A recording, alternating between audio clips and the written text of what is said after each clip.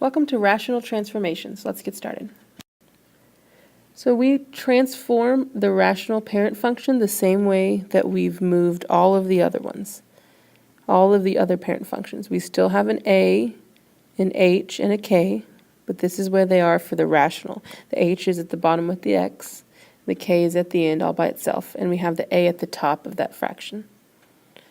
Now, the h, remember, is our horizontal shift, so it tells us how we move left or right, how that graph moves left or right. And you always change the sign of your h. So if it's x minus 4, then your h is positive 4. That k, the number all alone at the end, tells us our vertical shift, so it tells us how the graph is going to move up or down.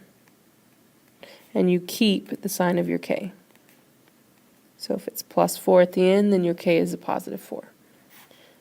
That a tells us whether or not you have a vertical stretch of the graph, a compression, a vertical compression, or if the graph is going to reflect. So if it's negative, if the a is a negative number, then it's going to reflect. If the a is greater than 1, you're going to have that stretch. If it's in between 0 and 1, then you're going to have a compression. So if it's like 3/4 or 0.7, then it's a compression. Now this rational function graph is a little different because we have two different curves here. And rational functions also have asymptotes. And these are lines that your graph never touches. And I'll show you what they look like. Lines your graph never crosses or touches. So here, these are asymptote lines because you can see that this red line, the graph gets really close, but it never actually crosses it or touches it.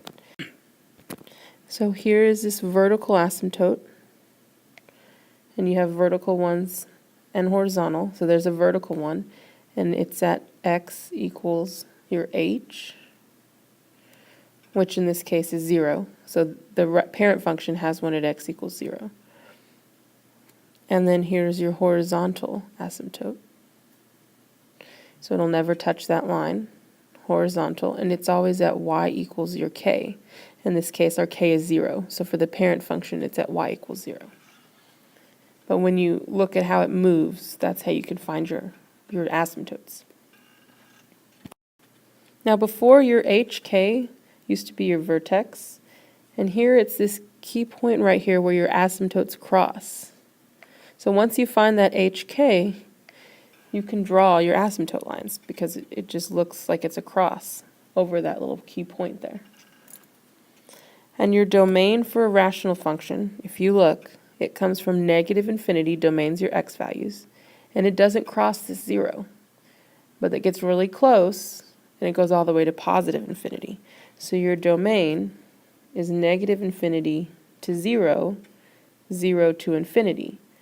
And when it moves, it actually ends up being -infinity to your h, whatever your h is, h to infinity.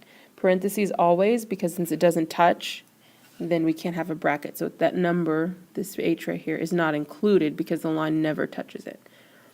And your range has to do with your k. So it'll go -infinity to k, k to infinity. And with the parent function, since this is 0, 0, it would be -infinity to 0, 0 to infinity. -infinity to 0, 0 to infinity. So once you find this h and k from either your graph or from this equation right here, then you can find pretty much everything, your asymptote lines, your domain, and range. So let's do this example together. On your paper, it should say 1 over x minus 3 plus 2. So if you remember this transformation equation we just looked at, we can find our h and k from here. So our h is this 3. Remember, we change the sign over h. So right here it's a -3, so we write 3. And our k is this number at the end, and we keep the sign of our k, so it's a +2. So our key point is 3, 2. And this is your parent function. So what I'm going to do is draw how it moves, the transformation function. So I find 3, 2 on my graph. There's my key point. And remember I said once you find that key point, you found your horizontal asymptote, which is right here, which is y equals 2. And we also found our vertical asymptote, because they make a little cross there. So there's the vertical at x equals 3. Remember, x equals your h, y equals your k. Now we can actually draw the graph. So these curves are going to move with this cross. They get close to the line, but they never touch. And they curve down like that. And then the one at the top, see how it curves like that? So it's going to do the same thing. It just moved up and over. So it still curves down and over. So this whole little cross, the asymptotes, and the graph just shifted over 3 up 2. So when you write your domain, remember your domain has to do with your h, and your range has to do with your k. And that's just to help you if you forget how to read it, but of course you should be able to read it, because you see this blue line comes from negative infinity, and it will get really close to this 2, but it will never touch it. And then it goes again to infinity. So that's why. I'm sorry, this is 3. This was a 3. So it comes from negative infinity and gets really close to this 3, but will never touch it. And then go from 3 to infinity. So that's where you get the domain. It doesn't include the 3. That's where the parentheses come from. I'm also going to do the example 7 on the back of your paper. This is just different in that they give you the new graph, the transformed graph, the one that's moved from the parent function, and they want you to write the equation. So here, if you look, and on your line, on your paper, you've got little asymptote lines, which are easier to see. But there's little dotted lines like this on your paper, so you can see where it crosses. So you can see on your paper that that's your key point. And it's -4, +2. So that's your h and k, or your key point, where your asymptote lines cross. So your h is -4, your k is +2. So when we want to put it back into that equation with the 1 over, remember, a over x minus h plus k.